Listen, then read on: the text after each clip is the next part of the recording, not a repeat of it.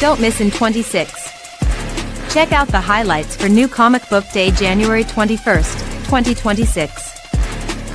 Absolute Batman reaches a milestone 10th printing for issue number 1, and the annual tags along with its very own second printing. Green Lantern stars in a DC KO special. Nightwing continues. Marvel brings us the Inglorious X-Force. Psylocke Ninja premieres, and Rogue gets a new ongoing series. Image Comics continues to highlight the rack with Assorted Crisis events, Ghost Pepper, and Power Fantasy. While the finale of Everything Dead and Dying drops. American paper releases. Star Trek's Last Starship moves to number 4. And a demon looks for redemption in Touched by a Demon. Get what you want and more at IWantMoreComics.com. You knew Richie had to include Touched by a Demon in there just because of the style of that name. Because the style of the name? Yeah, Touched by a Demon. It's not Touched by an Angel. No. It's Touched by a Demon. It is one of the few number ones that are coming out this week. There aren't a ton of new releases this week. Yeah, it seemed like most of this week is about the ongoing. But welcome one, welcome all. We are here another Tuesday with the new release rack for Half Hour Hype. Yes, this is going to be all the comics that are available right now on our website and available on the rack in store tomorrow morning when we open up. There's a few ones I think that will go very quickly. And it's kind of funny now that we've started to get a little bit of a base going with this internet, with our website and this show. Right before this show starts, you can just start seeing the transactions just kind of start racking up on our Shopify, which is fantastic. It means that the work is working. I'm very excited to talk about some things I think you will not want to miss. Like I said, there's not a lot of number ones, but we can jump into them. Ignition Press, our spunky little independent publisher, has a new number one by B. Clay Moore called Bloodland. Bloodland is going to be your post-apocalyptic, but instead of zombies, we're going to go with vampires. It has a little bit more of a kind of the fall of the nation style than like the world is ending kind of thing. So I think that this has like vampires are part of it, but really it's about like falling nations and problems with in-house politics.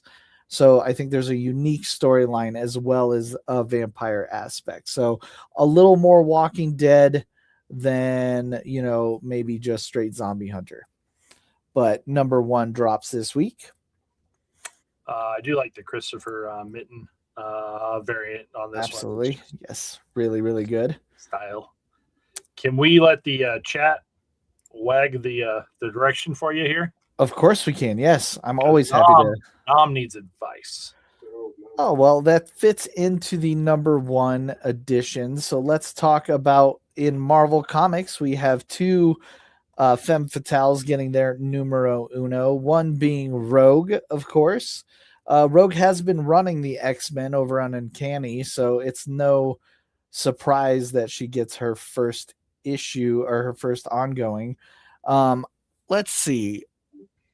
This one's tough, bud. Nakayama A is always going to be a solid choice. That is an easy one. If we're talking about variant, your Scotty Young, I think, has the I think anytime you can get Rogue and Gambit together is good. So Scotty and Kevin Wada have a little bit of an upgrade there. But I think that if I'm picking, I'm going straight with Lyrics. I think that captures a sweet version of Rogue. I think the Lyrics is really great. I will not go without mentioning the Gear Hero. Of course not. That's just got, fun anime kind of vibe to it. Yes. Fits in there pretty well. So all of it definitely lands pretty well. The Di Nicolo 1 in 25's just fun for showing off the character, but Mhm. could be pretty good there. And then backing up into your other Yes. one here, we're on the page with the variants first for Mhm. Psylocke Ninja.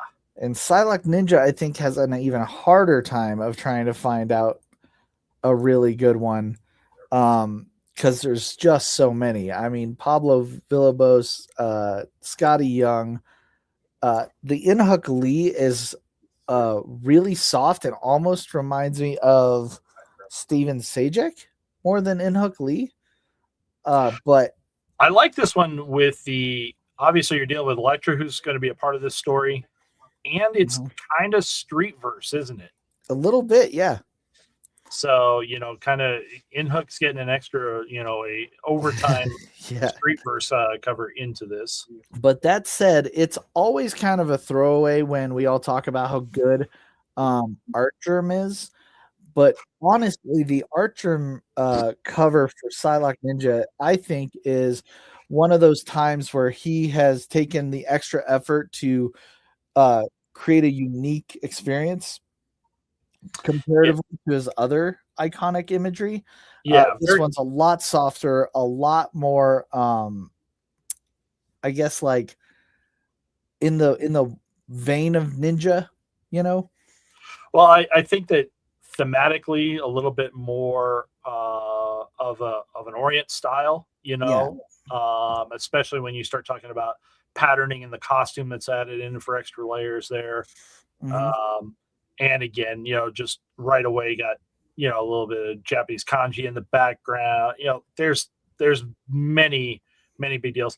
I also like how there's the additional of the signature down here done Japanese style. Yes, for that. So very committed to the theme. And again, with the A cover, I think that's Chew without looking at it. That's Chew. That's like another not slouch. So like if you just got the A's on Rogue and Psylocke, you'd be fine. But there's just insane artwork. And these are, it's not a secret that these are like the easier Marks IV variants. Like we know somebody that's just a connoisseur of Psylocke, so he's probably losing his mind. Actually, I think he chose on Final Order and put in orders for all right. So yeah, I think he was already covered. All that said, the Daikaran foil is no slouch. I saw it physically, and it really, really looks good. And I potentially like the 1 in 25 Nogi-san because anytime we have ninjas and blood and snow, I'm in. So nice.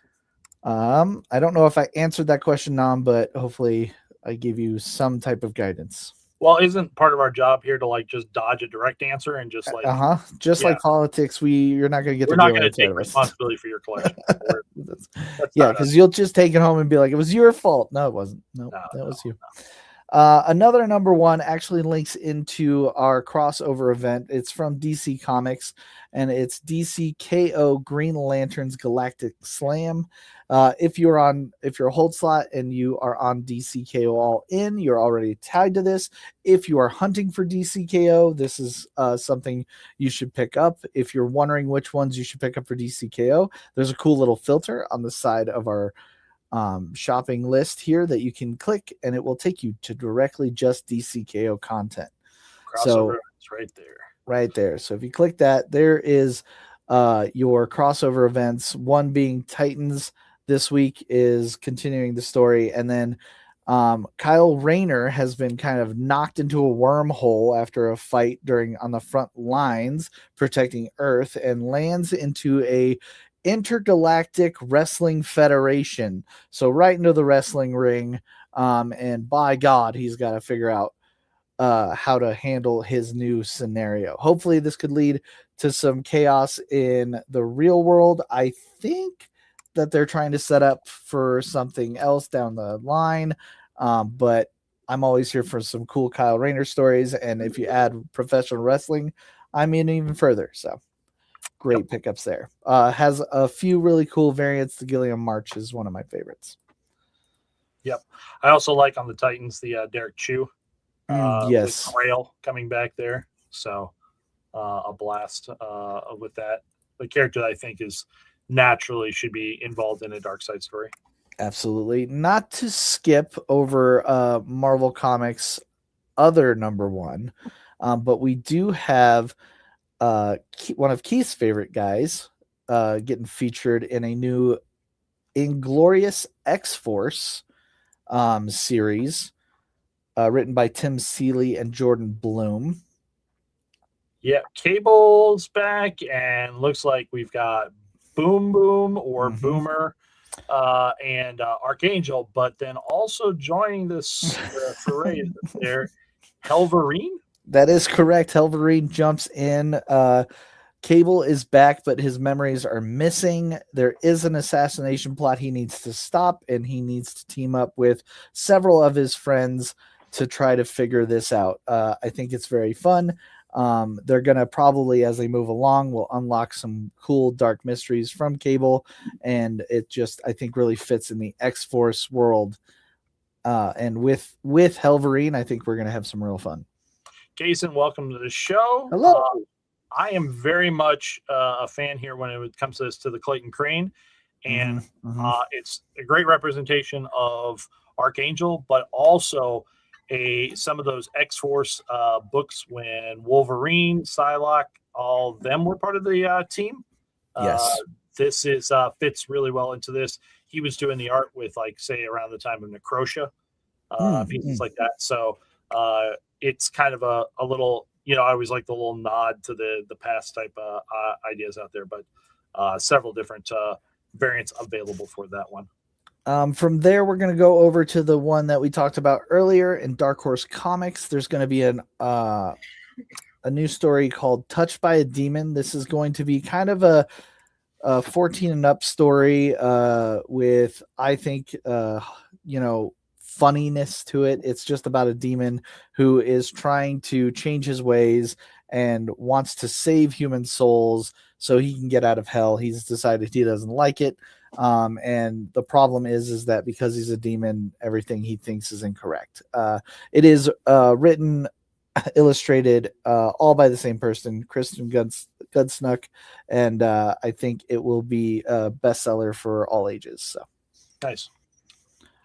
If you have someone in your life for that, that is the conclusion, I believe, of all the number ones. However, we should talk about a number one that's come back for the 10th time. Really? Yeah.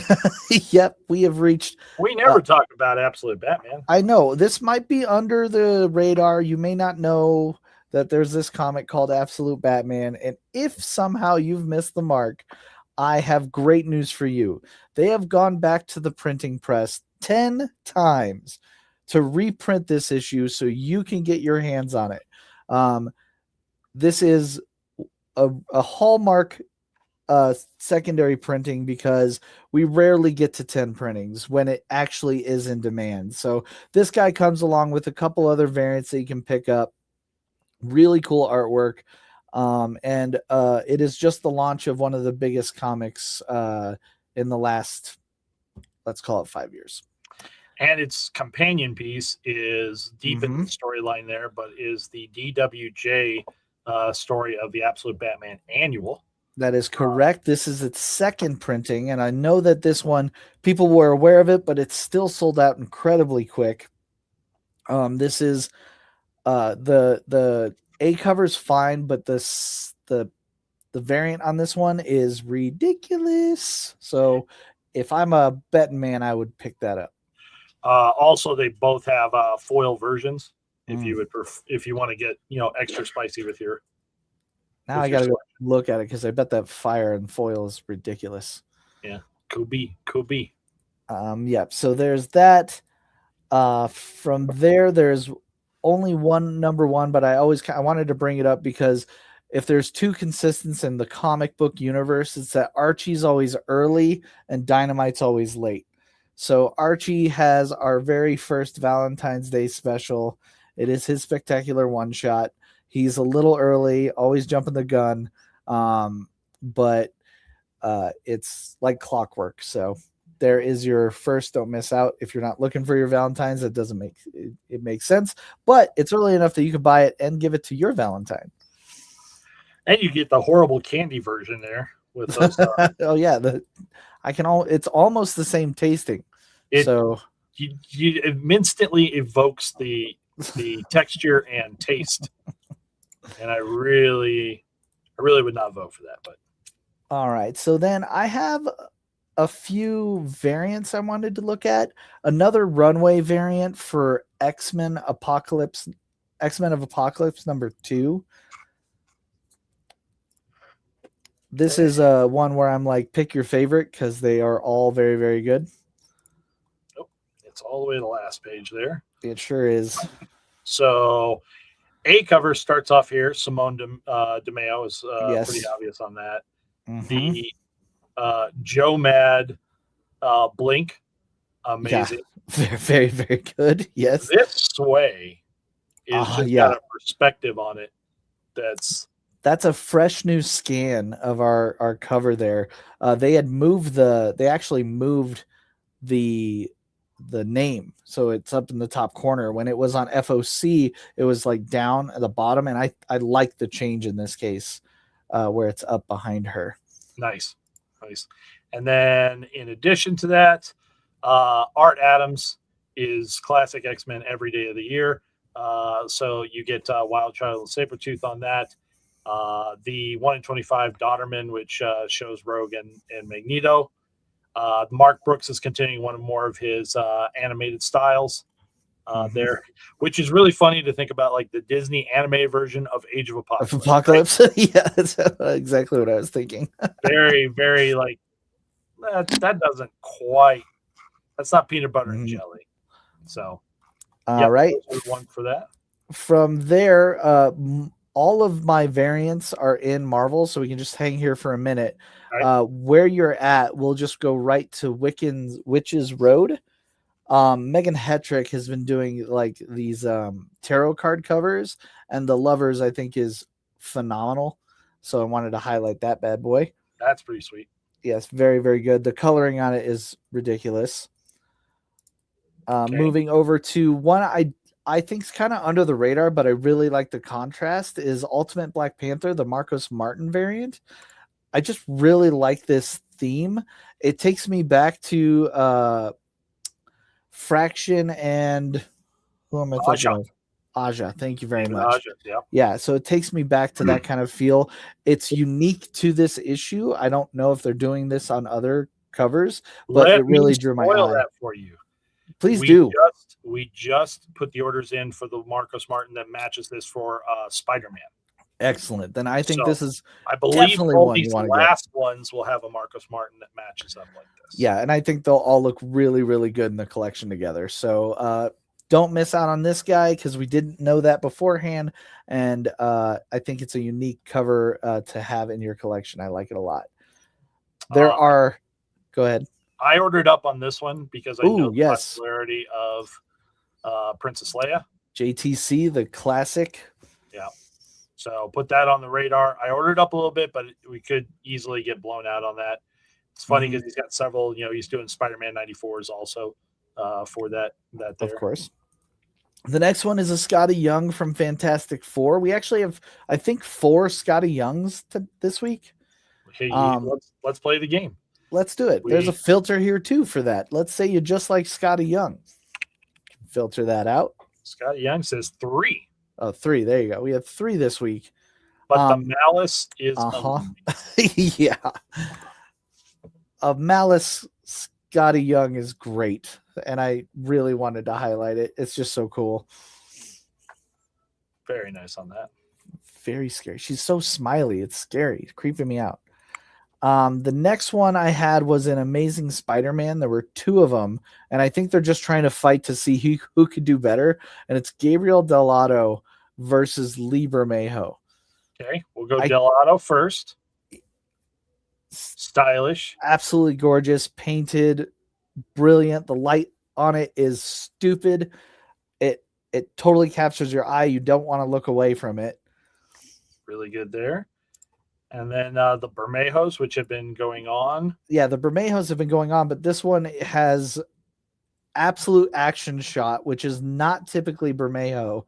He usually does what Delato did in his cover, but here we have a full-blown action sequence, Juggernaut in the table, chaos reigning, and still just insane anatomy art going on here.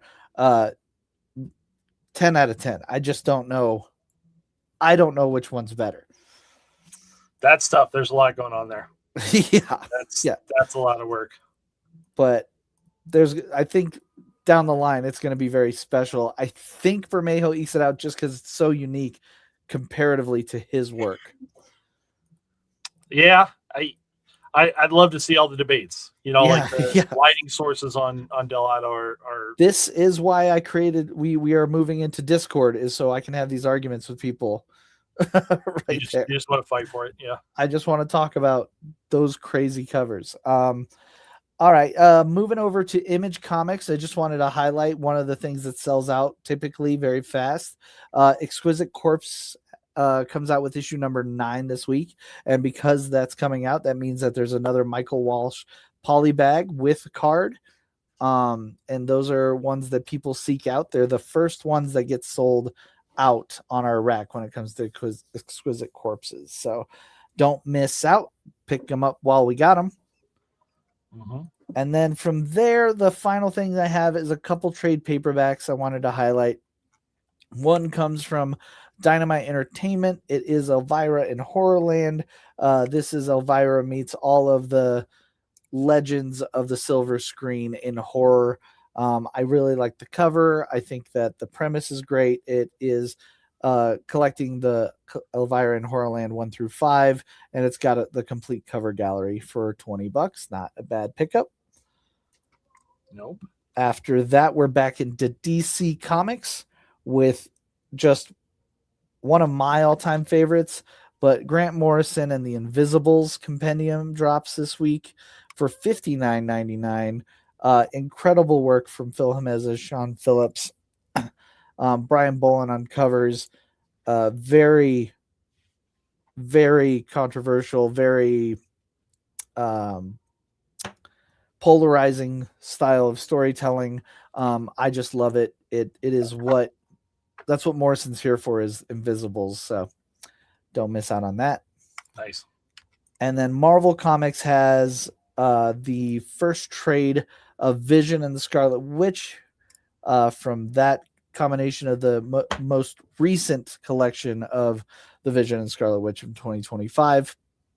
I know a lot of people were missing out on issue 1, wanted to wait for the trade. Well, it is here now for $17.99. Don't miss out on that. Good catch up there. Outside of that, I was going to bring up the variant section for sweater weather. DC has a couple comics that are featuring their superheroes in the cold, wearing what should be sweater weather, but typically they are not in sweaters. They are quite the opposite. I'm so confused. I am confused as well, but some sweater weather comics to keep you warm in the cold are here. Tula Lute on that Catwoman is great. Travis Moore on the Nightwing I think is excellent. And Elizabeth Torque. I just straight up said that Wonder Woman and those seals would be... I think the seals recognize Wonder Woman as the alpha, and that's not why they're fighting or barking at each other. Is that it? Okay. Yeah. Thank you, History Channel. Yes. There you go. That is what I brought to the table today for our hype. Plenty of items out there, but like Richie said, a lot of them are kind of midstream right now, so you should get a lot of pieces that you're going to enjoy, that you've been on. But we don't typically spend a lot of time highlighting those because like you're either into it already or you're waiting for the next spot to jump on to evaluate if that's going to be there. But they're available. Please take your time to browse through and place your orders. You can use the website to turn around. We do ship if you like, be able to take care of all this. Or if you just prefer the old ways, The rack opens up 10 a.m. tomorrow morning here at the shop. You can come and browse there and all this.